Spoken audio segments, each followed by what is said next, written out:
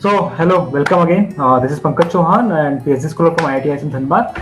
And today we are also launching a new playlist in which we are discussing about how to get selection in government technical jobs. Actually, so today our guest is Mr. Vaibhav Rastogi. He's a scientist in DRDO, Defense Research and Development Organization. And actually, he's my senior and one of my favorite senior. And we spent a lot of time in the same lab. And we will discuss with him with his interview experience and all the things which is related to this post and everything in this video meeting. Hello, Bhaiya. How are you? Welcome in this video meeting. Hello, Pankaj. I am fine. How are you? I'm also good, and I'm so proud to have a senior like you. And first of all, very congratulations to have this post. Thank you so much.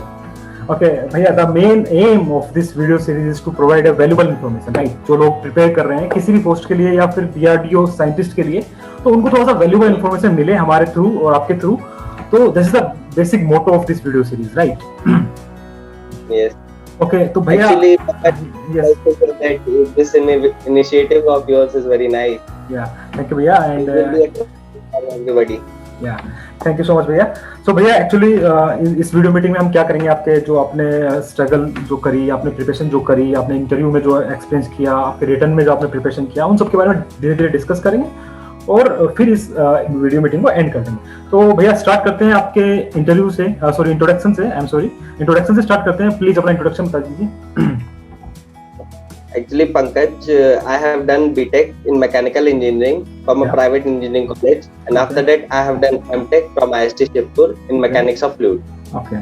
And now I'm scientist in Defense Research and Development Organization.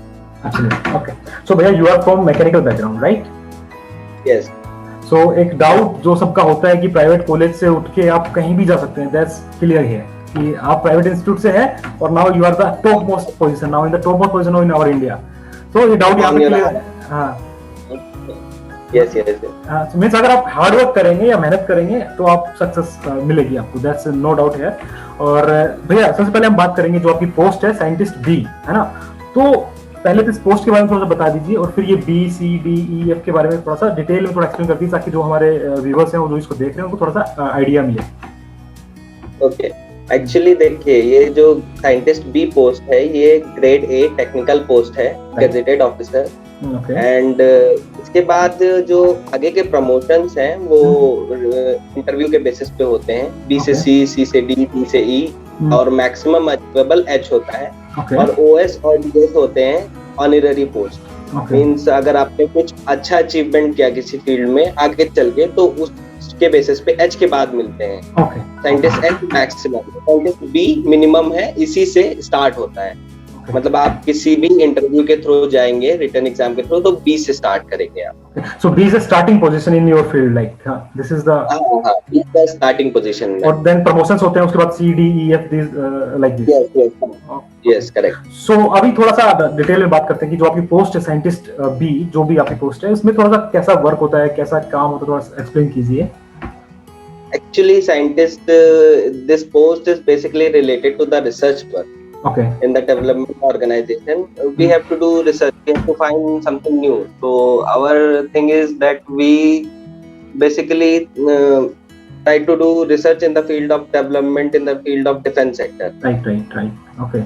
So this is study and find new things. Okay. So this is a research-oriented job actually. Purely research oriented जो basically DRDO तो काफी famous है, काफी लोगों को पता है, सब लोगों को बेसिकली पता है. फिर भी मैं DRDO के बारे में बता दूं. DRDO एक तरह से ऑर्गेनाइजेशन है जिसमें रिसर्च का काम होता है, जो कि हमारी डिफेंस है उसके लिए जो इक्विपमेंट बनाने हैं इन फ्यूचर या इक्विपमेंट चल रहे हैं उनके फ्यूचर के लिए जो भी इक्विपमेंट्स हैं उनका रिसर्च होता है बेसिकली. आई एम राइट ना भैया? हाँ, करेक्ट. ओके. सो अभी मैं यहाँ पे एक चीज ऐड कर दूं कि एक्चुअली वैभव सर या भैया जो हैं मेरे सीनियर हैं, हमने लैब में काफी टाइम स्पेंड भी किया है. तो मैं काफी इंप्रेस हूँ इनसे, क्योंकि मैं देखता था इनके हार्डवर्क को, तो मेरे को पता लग गया था उस टाइम पे कि इन भैया का कुछ ना कुछ बड़ा होने वाला है, छोटा तो नहीं होगा.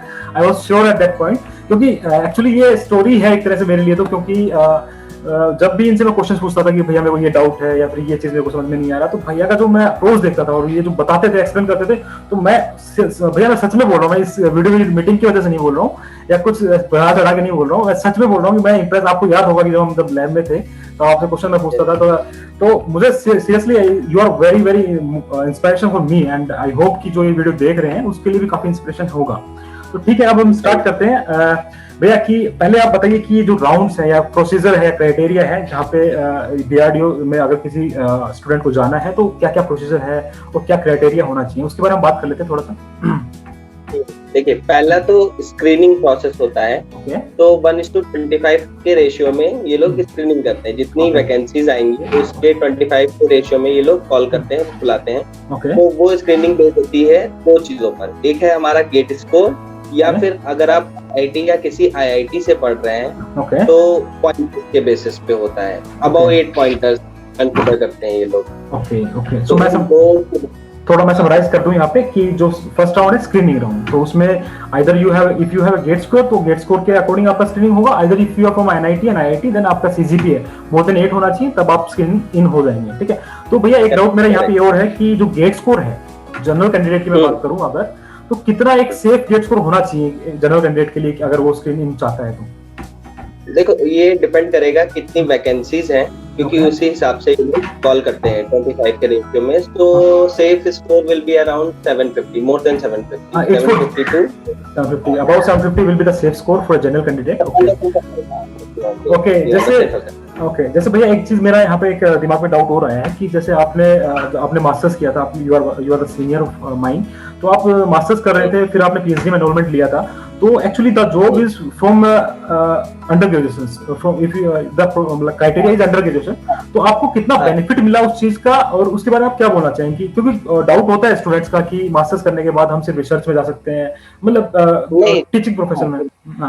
प्लीज नहीं, जैसे मेरे एमटेक से मुझे जैसे रिटर्न में भी फायदा मिला और इंटरव्यू में भी। Interview purely based on research fields था, तो उन्होंने मेरे प्रोजेक्ट्स के टॉपिक के बारे में भी काफी डिस्कस किया था इंटरव्यू में। और रिटर्न के बेसिस पे इसलिए हेल्पफुल था क्योंकि कुछ ऐसी डेरिवेशंस थी जो हम लोग यहाँ डीप में पढ़ते हैं, क्योंकि हम लोग एक सब्जेक्ट को लेकर यहाँ पे डीप में पढ़ते हैं, तो उससे मुझे डेरिवेशंस वगैरह में काफी हेल्पफुल मिला था। ओके, सो मींस कह सकते हैं कि जो आपने मास्टर्स किया उसने आपको एक थोड़ा सा एज दिलाया edge compare to other candidates, right? Correct, it was very helpful both in interview and exam. Okay, तो मेरा एक डाउट, ये एक क्वेश्चन और था कि जो आप जॉब कर रहे हैं साइंटिस्ट बी की, ऑब्वियसली ये तो सबका ड्रीम जॉब होता है, there is no doubt of asking this such question, but मैं फिर भी पूछना चाहूंगा कि आपने ये कब टारगेट किया कि मुझे इस पोस्ट पे जाना है, मुझे इसकी प्रिपरेशन करनी है? कब आपने ये सिलेक्ट किया अपने कैरियर को, कब मुझे ये करना है? Actually I was preparing for GATE examinations only, तो इसका फॉर्म आया तो मैंने भरा था। उसके बाद स्क्रीनिंग में मेरा हो गया था, तो मुझे लगा करना चाहिए, और थोड़ा 2-3 महीने का टाइम भी पीरियड मिल गया था। और इसका एग्जाम दिसंबर में हुआ था। तो उस बीच में मैंने इसके लिए प्रिपेयर किया, मोस्टली ईएसई के प्रीवियस ईयर पेपर्स, मेंस के I used to solve those book also. Okay, so एक चीज और मैं यहाँ पे पूछना चाहूंगा, जो आपका स्क्रीन इन होता है, उसके बाद रिटर्न होता है, उसके बाद इंटरव्यू होता है, right? This is the process basically. हाँ, तो इसका पूरा टाइम स्पेंड कितना होता है, कितने टाइम के अंदर ये सब चीजें हो जाती है एक्चुअली? वैसे तो मेरे केस में काफी डिले होता चला गया। फर्स्ट तो एग्जाम डिले हो गया, फिर इंटरव्यू 2 महीने बाद हो गया था, 2 मंथ में। रिटर्न के होने के बाद 2 मंथ में इंटरव्यू हो गया था। ओके, रिटर्न के बाद 2 मंथ इंटरव्यू होगा, फिर कुछ दिन बाद रिजल्ट आ गया था, then you are got selected. Okay, so भैया चलो, अब हमने स्क्रीनिंग की बात कर ली है, अब हम रिटर्न के बारे में पूछते हैं थोड़ा। तो सबसे पहले तो मैं जानना चाहूंगा कि रिटर्न एग्जाम्स कैसे हुआ था, कितने स्टेजेस में हुआ था, और क्या क्या चीजें इंपॉर्टेंट थी, तो प्लीज थोड़ा सा इसमें एक्सप्लेन कीजिए। रिटन एग्जाम जो होता है वो प्योरली डिस्क्रिप्टिव बेस्ड होता है, subjective, right? So we have to write answers. जैसा कि ईएससी का मेंस का होता है, सिलेबस ऑलमोस्ट सेम है, एग्जैक्टली सेम है ईएससी मेंस का सिलेबस और डीआरडीओ के डिस्क्रिप्टिव एग्जाम्स का। तो ये 2 पेपर्स के फॉर्म में होता है, पेपर 1 और पेपर 2। दोनों 3 आवर्स के होते हैं। और पेपर 1 जो है वो बेसिकली थर्मल बैकग्राउंड का होता है, thermal heat transfer related subject, RAC, fluid mechanics, like this.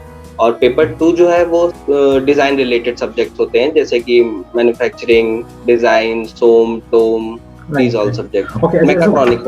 I just want to interrupt you here a little bit कि जो ये आप सब्जेक्ट बता रहे हैं ये बेसिकली मैकेनिकल के सब्जेक्ट हैं, तो मैं आपसे पूछना चाहूंगा कि ये वैकेंसीज मैकेनिकल की ही होती हैं या फिर कुछ अलग ब्रांचेस की वैकेंसीज भी आती हैं अलग से?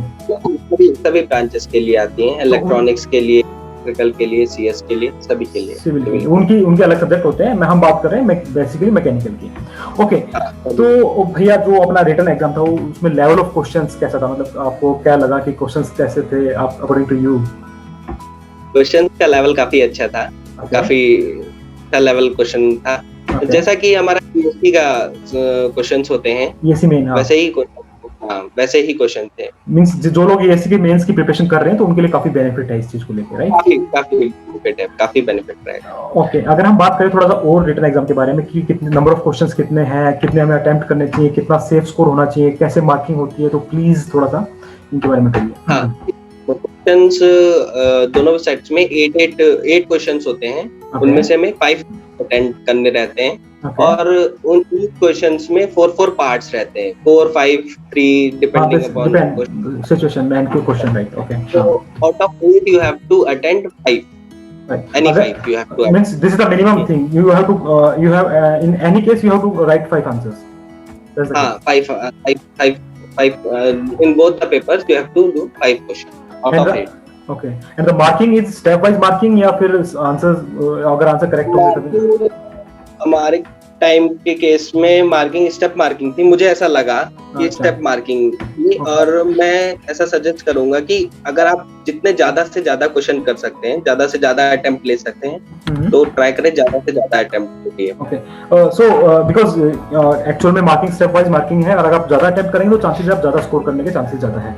तो भैया अगर यहाँ पे हम बात करें कि कितने मार्क्स का ये पेपर होता है, कितने मार्क्स आपके अकॉर्डिंग की सेफ स्कोर है, आप इंटरव्यू के लिए शॉर्टलिस्ट हो जाएंगे? देखिए, इंटरव्यू के लिए मतलब टोटल 600 मार्क्स का होता है। और ऑन द पेपर साइड आपको 400 मार्क्स स्कोर करने हैं। ओके, हाँ, मतलब दोनों पेपर्स को मिला के 300 के ईच पेपर होते हैं। और out of that you have to minimum 400, at least 400 means at least आपको 400 के होने चाहिए। आपका स्कोर कितना था भैया, can you remember that thing? मेरा अराउंड 400 के आसपास था।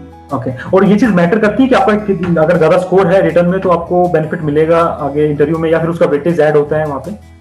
पंकज, यहाँ पे मैं एक चीज क्लियर करना चाहूंगा कि एक्चुअली कुछ लोगों का स्कोर इंटरव्यू के टाइम पे 474 था। 474 is a very good score, but they didn't get selected because of the interview.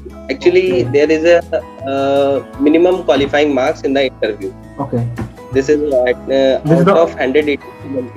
हाँ, so this is the only thing कि भाई आप रिटर्न को क्वालिफाई कीजिए, that's enough thing, because आगे इंटरव्यू कैसा होता है that's another thing, because कुछ एग्जाम्स ऐसे भी होते हैं कि जहाँ पे रिटर्न का वेटेज ऐड किया जाता है while preparing the final result, I think. नहीं, रिटर्न के बेसिस पे वो लोग 1:5 के रेशियो में कॉल करते हैं। फिर उसके बाद out of 100 you have to score at least 70 marks to qualify in that interview. If you are not good enough, if they find not good enough for you, so they will give you less marks, less than 70. Okay, right. Okay भैया, जैसे कि मैं अब बात करूँ थोड़ा सा और इसके बारे में एक्सप्लेन करने की, तो जैसे आप अपने आंसर्स लिखे होंगे या सॉल्यूशंस लिखे होंगे, तो उसमें कुछ स्पेसिफिक अप्रोच आपने यूज किया या फिर आपने अपने अकॉर्डिंग कुछ आप बताना चाहें कि भाई ऐसे अप्रोच यूज करोगे तो थोड़ा बेनिफिट या थोड़ा एज मिल सकता है अदर कैंडिडेट्स के अलावा? नहीं, जैसे कि स्टेप मार्किंग है तो अगर डेरिवेशंस है तो उसको अच्छे से सॉल्व करें। और न्यूमेरिकल क्वेश्चंस जो है वो अगर आप ईएससी की प्रिपरेशन कर रहे हैं तो आपके लिए हेल्पफुल रहेगा न्यूमेरिकल्स। ओके, सो बात रही प्रिपरेशन की, अगर हम रिटन एग्जाम की प्रिपरेशन की बात करें तो ये एक मेरे को नहीं लगता कि बहुत छोटे टाइम में इतनी अच्छी प्रिपरेशन कर सकते हैं आप। तो आपने भी, मुझे नहीं लगता कि बहुत कम समय में नहीं किया, ये बहुत काफी समय में ये चीज मैंने भी रियलाइज करी, मैंने देखी आपके सामने कि आप कैसे प्रिपरेशन करते थे।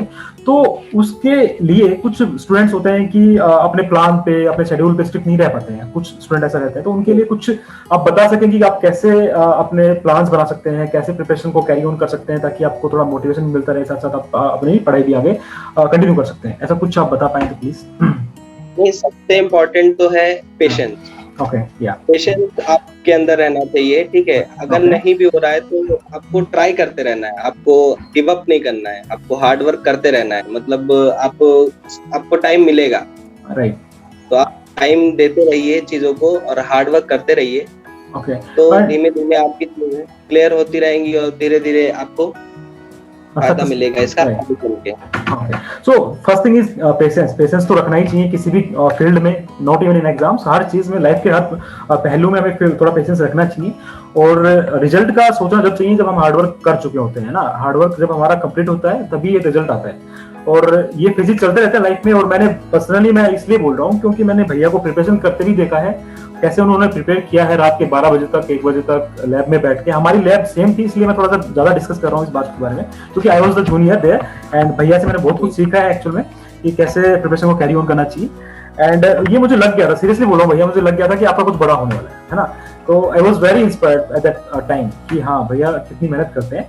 ओके, सो भैया that is the all about the return stage कि भाई रिटर्न में ऐसे हमें कैरी ऑन करना चाहिए, ऐसे प्रिपरेशन करना चाहिए, ऐसे एग्जाम्स ऐसा क्वेश्चंस आते हैं, इतने हमें अप्रोच करना चाहिए। That is the whole thing about the written. Now let's move in the interview phase. So सबसे पहले एक फनी क्वेश्चन कि आपका जैसे इंटरव्यू हुआ था तो आपको कैसा लगा था कि हाँ हो जाएगा, काम हो गया, क्या मतलब क्या लगा था, मिक्स फीलिंग थी? हाँ, इंटरव्यू देने के बाद चेयरमैन का रिस्पांस अच्छा था। मतलब वो जाते जाते he said good, you can now leave। तो और कि इसके ऊपर कुछ इंप्रेशन गया है, मतलब एक लड्डू फूटने लगे थे अंदर से हैं? इंटरव्यू अच्छा हुआ था। अच्छा, एंड आपको लगा था कि आप जो सोच के आए थे या फिर आपको जो करना था इंटरव्यू में वो आप कर पाए, ऐसा लगा था आपको? एक्चुअली मैं प्रिपेयर करके गया था सब्जेक्ट वाइज, मतलब अपने सोम ऐसे करके सब्जेक्ट्स, एफएम, थर्मोडायनेमिक्स, आरएनसी ऐसे सब्जेक्ट्स प्रिपेयर किए थे।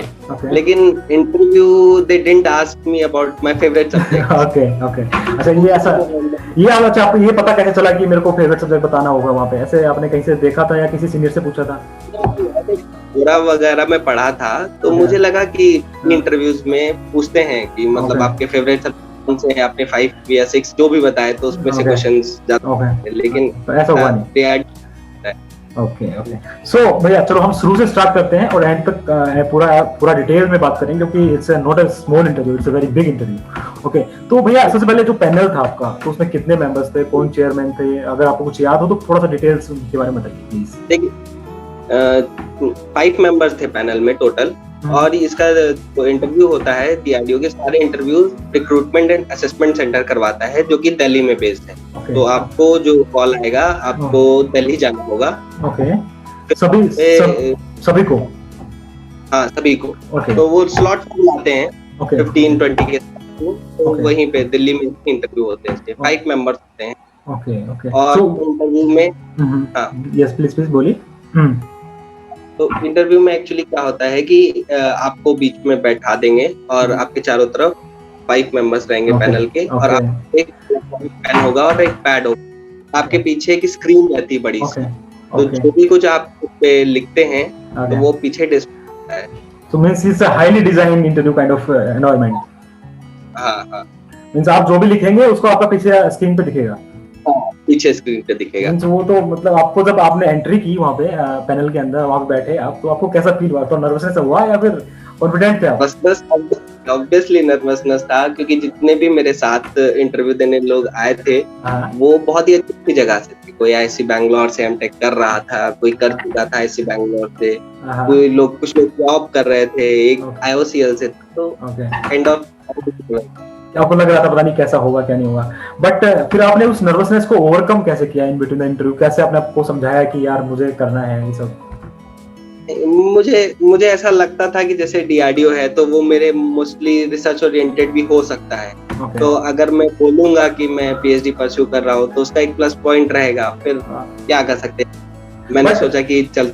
आपने बोला कि पीएचडी परस्यू कर रहे हैं वहाँ पे, आपने ये बात बताई उनको? आई टोल्ड बट उसका फिर नेगेटिव इम्पैक्ट नहीं पड़ा कि आप पीएचडी कर रहे हैं तो आप पीएचडी छोड़ के यहाँ पे क्यों आए? ऐसा कुछ नेगेटिव इम्पैक्ट नहीं हुआ वहाँ पे? नहीं, नेगेटिव इम्पैक्ट नहीं पड़ा, इसका बेसिकली पॉजिटिव इम्पैक्ट पड़ा। वो ज्यादातर उनके जो क्वेश्चंस थे वो रिसर्च ओरिएंटेड थे। ओके, मींस आप बता सकते हैं कि आप पीएचडी कर रहे हैं, और वो फिर उन्होंने ऐसा कुछ नहीं पूछा कि आप पीएचडी क्यों करने लग गए, ऐसा कुछ उन्होंने क्वेश्चन नहीं किया? ऐसा कुछ नहीं पूछा उन्होंने। बस उन्होंने पूछा कि आप क्या कर रहे थे, मतलब जैसे फर्स्ट क्वेश्चन वाज कि इंट्रोड्यूस योरसेल्फ, तो आई टोल्ड लाइक दिस, तो 1 year was gap in 2017, so they asked what you were doing in 2017, so I told that I was preparing for higher studies. After that फिर तो मैंने बोल दिया था कि मैं सर PhD परस्यू कर रहा हूँ। Okay so these are the things. Okay so अभी हम थोड़ा और डिटेल में बात करते हैं इंटरव्यू के बारे में, जो आपका इंटरव्यू हुआ था। तो जिस टाइम आपका इंटरव्यू चल रहा था तो उसमें आपको क्या लग रहा था कि आप कॉन्फिडेंट हैं, या फिर आपको लग रहा था कि आप बिलो कॉन्फिडेंट हैं, या कुछ आंसर नहीं दे पा रहे हैं, या ऐसा कुछ फील हुआ? नर्वसनेस तो थी, लेकिन जैसे क्वेश्चन हुए अब एक्चुअली उन्होंने कुछ भी नहीं पूछा कि आपका फेवरेट सब्जेक्ट क्या है, तो कुछ वो ड्राइंग से क्वेश्चन पूछने लगे। तब मैं थोड़ा सा हो गया था, लेकिन मैंने उनको बोल दिया कि सर एक्चुअली इंजीनियरिंग ड्राइंग मैंने बहुत लॉन्ग बैक पढ़ा है एक टाइम पे, तो मुझे उतना रिकॉल नहीं हो रहा है। तो मींस आप ये भी बोल सकते हैं, जैसे भैया ने अभी बताया कि अगर आपको कुछ चीजें रिकॉल नहीं हो रही है तो आप डायरेक्टली बोल दीजिए ना, कंपेयर टू कि आप बोले कि सर ऐसे होगा वैसे होगा, ब्लफ करें आंसर्स को। इससे अच्छा है कि आप डायरेक्टली बोल दीजिए, it will give a positive impact rather than negative impact, right? Okay तो अब हम बात करते हैं आपके जो इंटरव्यू में जो क्वेश्चंस पूछे गए थे उनके बारे में थोड़ा सा, कि क्या क्या क्वेश्चंस आपसे पूछे गए। जैसे आपने बताया कि आपके सब्जेक्ट नहीं पूछे गए, इंटरेस्ट ऑफ सब्जेक्ट नहीं पूछे गए, तो कैसे उन लोगों ने क्वेश्चंस पूछना स्टार्ट किया, कैसे जैसे कि कुछ इंटरव्यू मैंने लिए हैं, जैसे तो मतलब इंटरव्यू एक्सपीरियंस मैंने लिए हैं, तो वहाँ पे मैंने पता चला है कि कुछ हम क्वेश्चंस बताते हैं, उसके बाद फैकल्टी क्या करता है, फैकल्टी या पैनल क्या करता है कि उस क्वेश्चन से डिफरेंट क्वेश्चन, फिर और क्वेश्चन, तो उसी डेप्थ में चले जाते हैं। तो आपसे कैसे उन्होंने क्वेश्चंस पूछे, कैसे अगले क्वेश्चन पे गए, थोड़ा सा प्लीज एक्सप्लेन कीजिए। नहीं, जैसे ही मैंने बताया था कि मैं PhD एमटेक कर चुका हूँ, तो वो मुझसे पूछने लगे कि आपने प्रोजेक्ट पे क्या लिया था, प्रोजेक्ट क्या था आपने क्या प्रोजेक्ट में किया था, तो मैंने प्रोजेक्ट का बताया। तो क्वेश्चंस उससे रिलेटेड सब्जेक्ट्स पे चले गए, कि जैसे कि मेरा था एनालिसिस था ड्रैग का एनालिसिस था टनल में ट्रेन के ऊपर, तो उसमें इन्वॉल्व है, एरोडायनेमिक्स इन्वॉल्व है, तो क्वेश्चंस के बेसिस पे चले गए थे कि मतलब कैसे कौन कौन से सब्जेक्ट्स इन्वॉल्व हैं, तो उससे ज्यादातर क्वेश्चन। अच्छा ठीक है, तो उन्होंने एक चीज मैं और पूछना चाहूंगा कि जो उन्होंने क्वेश्चंस पूछे उनको प्रैक्टिकली उन्होंने कनेक्ट कराया क्वेश्चंस को, कि भाई थ्योरेटिकल आंसर्स पूछे उन्होंने, क्या उनको मतलब आपको क्या लगता है कैसा अप्रोच हमें दिखाना चाहिए? Practical question, only practical question, practical question means how we relate our like theoretical things to practical, and हम कैसे उन चीजों को कन्वे करते हैं, वो सब चीजें उन्होंने पूछी वहां पे, राइट? हाँ जैसे कि अब मैंने कौन सा सॉफ्टवेयर, अब जैसे मेरा सॉफ्टवेयर मैंने कौन सा यूज किया, तो सॉफ्टवेयर से थोड़े बहुत क्वेश्चन पूछ लिए उन्होंने। और फिर टेक्निकल भी मशीन डिजाइन से सब्जेक्ट क्वेश्चन पूछा था। ओके तो भैया अभी हम जैसे नेक्स्ट मूव करते हैं कि अगर आपको कुछ क्वेश्चंस आपको याद हो आपके फील्ड से रिलेटेड या आपसे इंटरव्यू के टाइम पे पूछे गए हो, तो अगर आप बता सके कुछ क्वेश्चन तो प्लीज। हाँ, जैसे कि मुझसे पूछा था कि फ्लैंज का डिजाइन कैसे करते हैं, फ्लूइड का डिजाइन कैसे करते हैं, और फिर उन्होंने मुझसे फ्लूइड मैकेनिक्स में सिंपल टेक्निक पे क्वेश्चन पूछा था, नेवियर-स्टोक्स इक्वेशन के बारे में पूछा था। और फिर उन्होंने मुझसे प्रैक्टिकल क्वेश्चंस में जैसे कि अगर कोई शिप है और वो सेल कर रही है ओशन में, तो उसमें कौन कौन से ड्रैग लगेंगे, अगर कोई एक मिसाइल है वो उसका क्रॉस सेक्शन लेके आप डिफाइन करिए कि कौन कौन से फोर्सेस उस पे लग रहे हैं, इस टाइप से question. Okay, these are the questions. और एक चीज मैं यहाँ पे ऐड कर दूं कि भैया ने जो अपने क्वेश्चंस थे, जो इनके इंटरव्यू में क्वेश्चंस पूछे गए थे, वो क्योरा में ऑलरेडी डाल चुके हैं, तो मैं उसका लिंक मैं इस वीडियो के डिस्क्रिप्शन में डाल दूंगा। आप अगर आपको उसको देखना है तो प्लीज वहां से जाके चेक कर लीजिएगा, it will give you benefit to you. Okay, so these are all the things. Now भैया मैं पूछना चाहूंगा आपसे, एक एडवाइस देना चाहूंगा कि अगर कोई स्टूडेंट अभी प्रिपेयर कर रहे हैं इस इंटरव्यू को लेके, तो उनको कैसे थोड़ा सा अप्रोच करना चाहिए, कैसे प्रिपरेशन को कैरी ऑन करना चाहिए, इंटरव्यू की प्रिपरेशन को कैसे आप थोड़ा सा एडवाइस कर सकते हैं उनको? इंटरव्यू की प्रिपरेशन के लिए आप लोग NPTEL के लेक्चर्स रेफर कर सकते हैं। और तो देखो हमारे जो नोट्स होते हैं वो आपको एग्जाम तो क्रैक करवा देंगे, लेकिन इंटरव्यू के लिए आपको जैसे आपके जो भी फेवरेट सब्जेक्ट हो उनके लिए आपको बुक रेफर करनी चाहिए। और एनपीटीईएल लेक्चर्स हो गए, जैसे कुछ टॉपिक पे जिन पे क्वेश्चन ज्यादा पूछे जाते हैं उन, क्योंकि आप एनपीटीईएल पे, क्योंकि स्पैन कम होता है, हमारे पास टाइम कम रहता है, तो पर्टिकुलर टॉपिक्स को उठा के आप एनपीटीईएल लेक्चर्स को रेफर कर सकते हैं। और मैं तो ये कहूंगा पहले अपने फील्ड को पहचानो, कि जैसे कि भैया का फील्ड था कि वो ड्रैग्स पे काम कर रहे थे, एरोडायनामिक जो उनका फील्ड था, तो उनको थोड़ा पहचानो, उनसे थोड़ा इंटरव्यू के क्वेश्चंस एनपीटीईएल के थ्रू, बुक्स के थ्रू थोड़ा प्रिपेयर करो, that will be a great idea. And ये चीजें थी। और भैया जैसे कि अभी हम बात करते हैं, जैसे this is all about the interview processes and all the things and अभी हम बात करें थोड़ा डीआरडीओ के बारे में बात करें, तो आपको यहाँ पे वर्क एनवायरनमेंट कैसा लग रहा है, आपको काम करके कैसा फील हो रहा है यहाँ पे, कुछ थोड़ा सा बताइए इसके बारे में प्लीज। नहीं, वर्क एनवायरनमेंट काफी अच्छा है। अगर आप टेक्निकली आप किसी फील्ड में अच्छा काम करने जाते हो तो डीआरडीओ बेस्ट है। डीआरडीओ जो भी है, मतलब रिसर्च ओरिएंटेड, ये बेस्ट है अगर आप टेक्निकल फील्ड में इंटरेस्टेड हो, तो काम काफी इंटरेस्टिंग है। ओके सो किस तरह का काम आपको करना पड़ता है यहाँ पे, मतलब क्या क्या चीजें आपको रिस्पॉन्सिबिलिटी आपके ऊपर है? Actually most of the time जैसे कि सिमुलेशन वर्क होता है सॉफ्टवेयर्स पे, उन सॉफ्टवेयर्स पे हम लोग काम करते हैं, जैसे कि सॉलिड वर्क से रिलेटेड, डिजाइन से रिलेटेड सॉफ्टवेयर पे, और एनालिसिस के लिए एनसिस हो गया, मैटलैब हो गया, इस तरीके के सॉफ्टवेयर हम लोग यूज करते हैं। और रिग्स वगैरह भी हमारे पास एक्सपेरिमेंटली चीजों को करने के लिए। So you are enjoying your like job life, right? Nice. Okay, this is all about the interview experience and written experience and everything जो हम डिस्कस कर सकते थे यहाँ पे।